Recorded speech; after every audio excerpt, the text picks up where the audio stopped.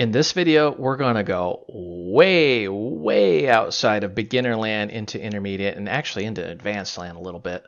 What we're going to do is we're going to take a combo box here and we're going to actually modify how this thing works. So this just looks like a normal combo box, but surprise, ta-da, we're going to make a color combo box that's going to actually draw the color that we put in it. Pretty sweet, huh? All right, let's figure this out. First things first, let's go in here, right click, add new, QML file, and let's call this color combo.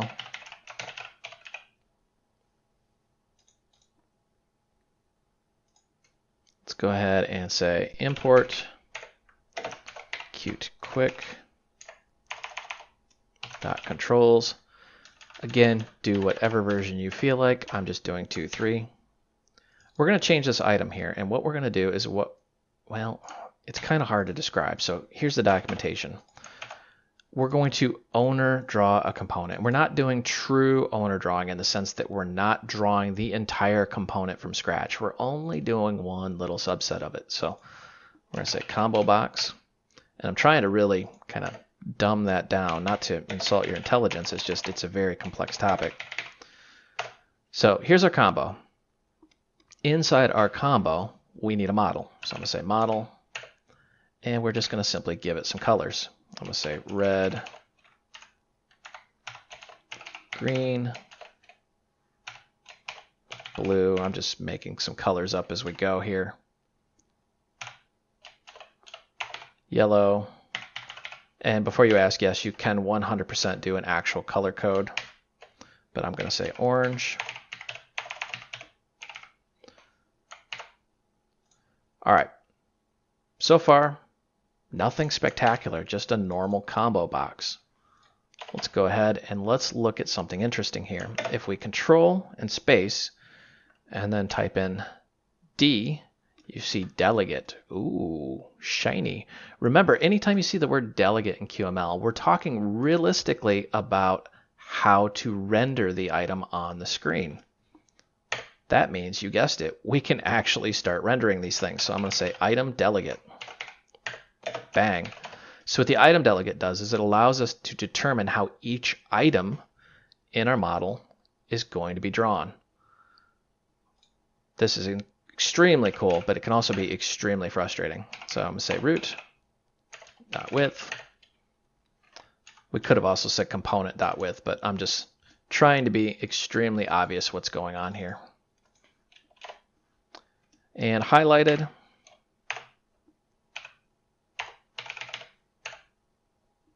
And we want the highlighted index equals index. And if it looks like this is just some crazy, I'm just pulling things out of thin air, you're absolutely right. So unfortunately, when it comes to this sort of thing, you need to look up the actual component. And then in some cases, you actually have to dive into the source code of the actual component to figure out how you want to draw this out. Combo box is actually fairly simple and fairly well documented. Now I need a content item. And you guessed it, the content item is the actual item. So the item delegate is going to control how it's drawn. The content item is part of the item delegate, which is what we're actually drawing. Gets a little confusing. So I'm going to say we're going to make a row. And I'll say spacing 5, width, root.width. Again, there's better ways of doing that. Now we want to draw the color rectangle. This is that little box. And actually, let me pull up the example again so you can see it. We're drawing this little guy here, that little color box.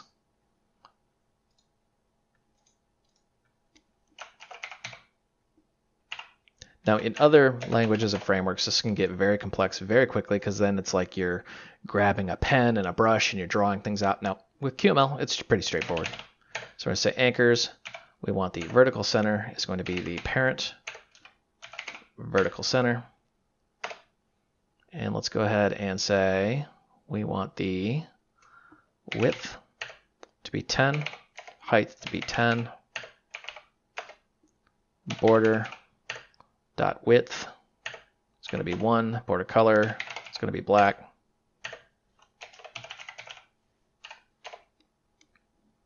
And then let's go ahead and say the actual color of this rectangle is going to be the model data.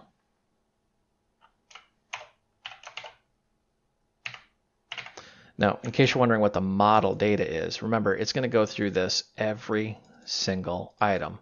And the model data is exactly what I've been highlighting, the actual data for each item.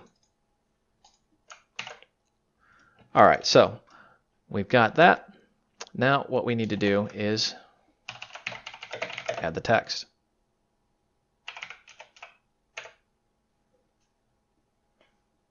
Not sure why it did that. There we go. That didn't even help us out. There we go. End-to-end video, ladies and gentlemen. IntelliSense helping us in comments. Boy, that just gets super frustrating sometimes. So don't really need an ID, but I'm going to leave that as default. Text is going to be the model data. So bringing up our example again, the text is literally just the name of the color. If we put in a color code, it would actually be the color code. That's why I've been using the friendly names. And I want to say the color is going to be black. This is the color of the text, not the actual color. Now, elide is going to be text. If I can get my... Did not want to help me there. And this is going to be text dot elide right. Now we want an alignment. So we're going to say vertical alignment is going to be text dot, and we want align v center. Kind of went off the screen there. There we go. Seems a little complex, and like I said, this goes way outside of beginner land. So some of these things like elide, vertical alignment, what? I would highly encourage you to go read the documentation. A lot of this goes way, way, way outside of the scope of what we're doing. I'm just kind of whetting your appetite for more advanced stuff and showing you that, hey, this actually can be done. All right, so what we've done so far, combo box, we've got the delegate, we're going to control how it's being drawn, and we're going to say the content item is going to be a row. That row is going to have a rectangle and a text. Whew, man, that gets crazy. All right, so let's figure out where we are from here. Now what we need to do is actually set the background. This takes a little bit of understanding. So what we're doing here is we're drawing the item, but now we have to actually draw the background as well. We're going to draw this background because, let me bring up the example, we want to draw that green area based on what's selected. So see if I select blue, ta-da, I'll select orange, ta-da. So now we need to draw that background based off the selected index. And this can get frustrating as well. So I'm going to say, whoops, maybe not that frustrating. Rectangle. Remember, when I started this whole series, I said rectangle's your buddy. He's kind of the basic shape of everything. I'm going to say root.width. And I want the implicit width and implicit height. Let's just do height first. This will be 40. And let's go 100. Now that means this is basically what we're implying. We think it's going to be that. That's whenever you see implicit width and implicit height, we think, we're implying that it's going to be this. And let's go with border, color, and this is where we're going to determine based off the index. So I'm going to say current index is the index that we're drawing. Because remember, we're going to get an index every single time this thing fires off.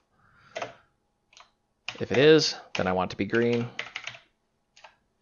Otherwise, I want it to just be white.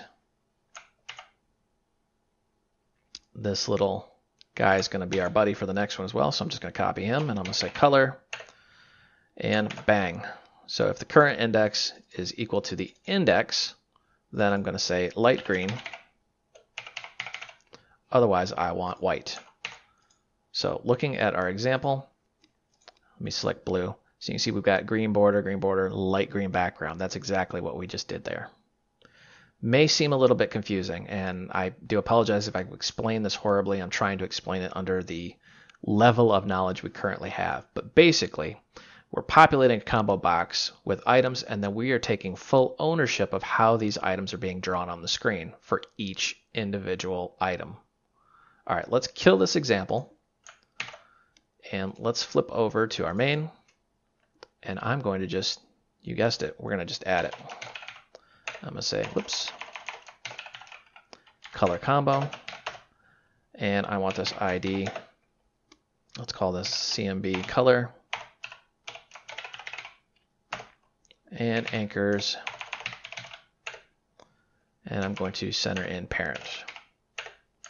We've made no other modifications. We're not setting the model or anything. Let's go ahead and save and run. And there is our combo, and there is all the items we just drew. Very, very cool.